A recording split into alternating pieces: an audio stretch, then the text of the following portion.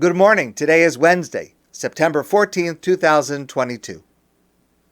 We have the curious practice to blow the shofar every morning during the month of Ellul, this Jewish month that leads up to, that helps us prepare for, Rosh Hashanah, the Jewish New Year. The truth is, I can't think of another mitzvah that is tied to a specific day where we actually start doing the action in advance. Actually, I can only think of the reverse, because we have a mitzvah to eat matzah on Pesach, and many people have the custom not to eat matzah before Passover, some even not during the entire month before Passover, so that by the time we get to Passover, we are looking forward to the taste of the matzah. If you've been eating it every day, you wouldn't really be looking forward to it. So we withhold from ourselves eating matzah before Passover in order to appreciate it on Passover. Here, it's just the opposite. I mean, you might think that if we want people to really be moved by and shaken by the sound of the shofar, we should withhold anyone hearing it beforehand so that it's a dramatic moment when we hear the shofar on Rosh Hashanah. But no, the entire month of Ellul, for the full month beforehand, every morning in the synagogue we blow the shofar. And the reason for that is because the purpose of blowing the shofar on Rosh Hashanah itself is different than the purpose of blowing the shofar every day in the month before Rosh Hashanah, which is what we are currently practicing. Now, I hope to discuss with you a little bit later insights to blowing the shofar on Rosh Hashanah, but today I'd like to share with you a great story that can help us understand the significance of why we are blowing the shofar every day for a month leading up to Rosh Hashanah. And this is a story that comes from one of the most famous Jewish storytellers, the Dubno Magid. And he tells the story of a small town in which there was a supermarket. And every day they would take the cash that they collected from the sales, let's say it was $10,000, and they would send the cash in a bag with a messenger to deposit in the bank. Every day, the same messenger would take the bag with the $10,000 cash in it to make the deposit. Now, in this town, there was a ganef, a thief, and he wanted to rob this messenger. He wanted to steal that money, $10,000 in cash. He had to get his hands on that money.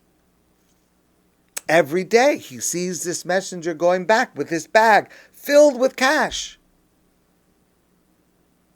But he couldn't figure out how to do it because the bank is on one end of the block, the same block that the supermarket is on, and there are a few other stores in between.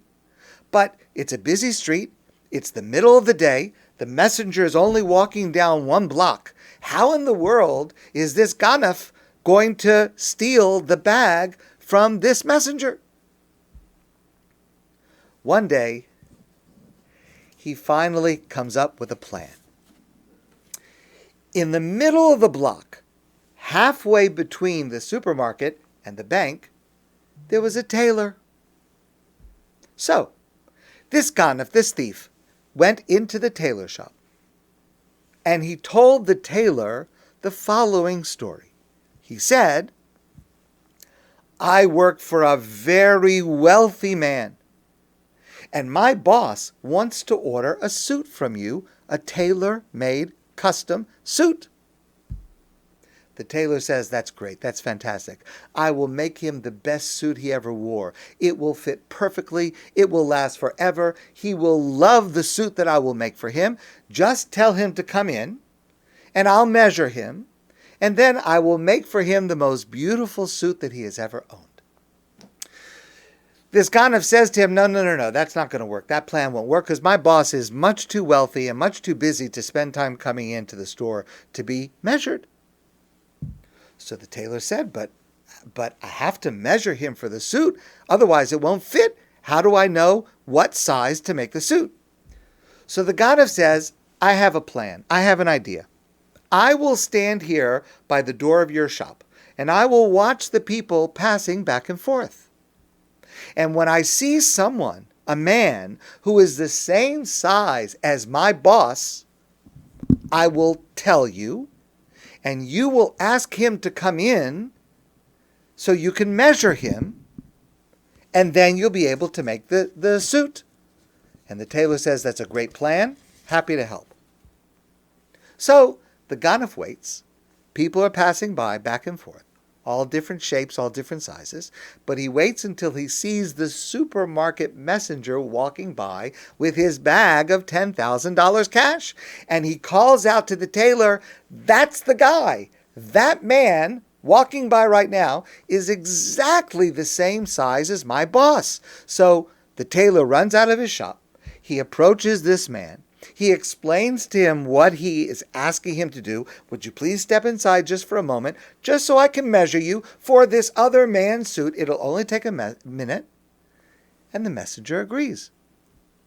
So the messenger comes in, and the tailor has him stand up on a platform so that he can measure every measurement, the shoulders, the sleeves, the pants.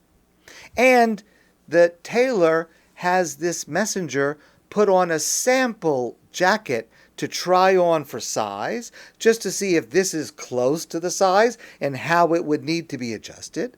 So the messenger puts down the bag while the tailor puts this jacket on him and starts to measure. And at the moment that the messenger puts down the bag, the Ganav grabs it and he runs out of the shop while the tailor is still measuring the messenger.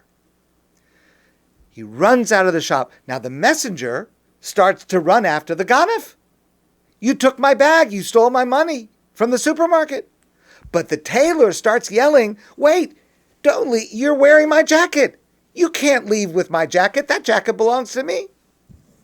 So, while the messenger and the tailor are arguing over his jacket, the Ganav escapes with $10,000.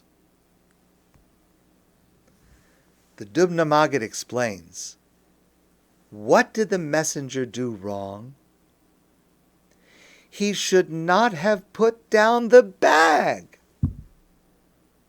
If you have a bag with so much money, if you have something that is so valuable, you should not put it down for any reason, even for a second.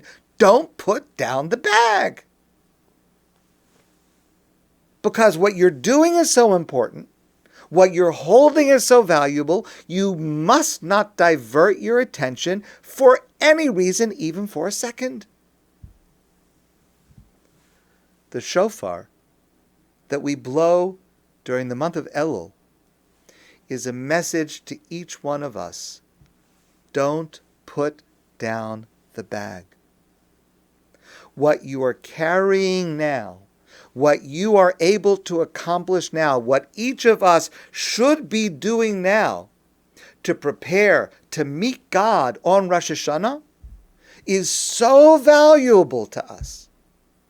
We should be reviewing the prayers that we will be saying so that when we say them, we understand them and we can appreciate what we are praying to God.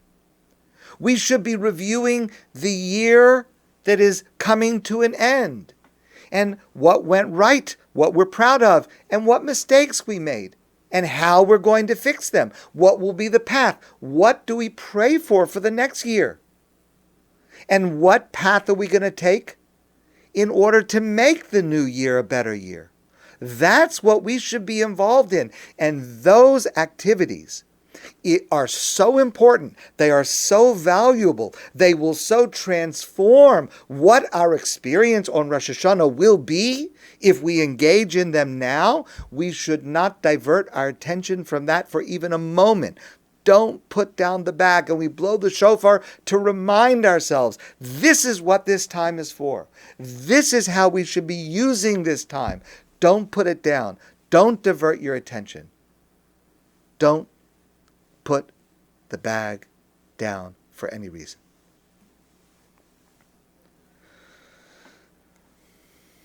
This is the work of the month of Ellul. Don't be distracted. Don't lose what we can potentially gain if we put in the effort, the time, the introspection to be able to appreciate and to be able to take from Rosh Hashanah what is available to us if we work for it. We have to remember at every moment in these last few days as Rosh Hashanah is about to approach how valuable these days can be. And that is why we blow the shofar during the month of Ellul.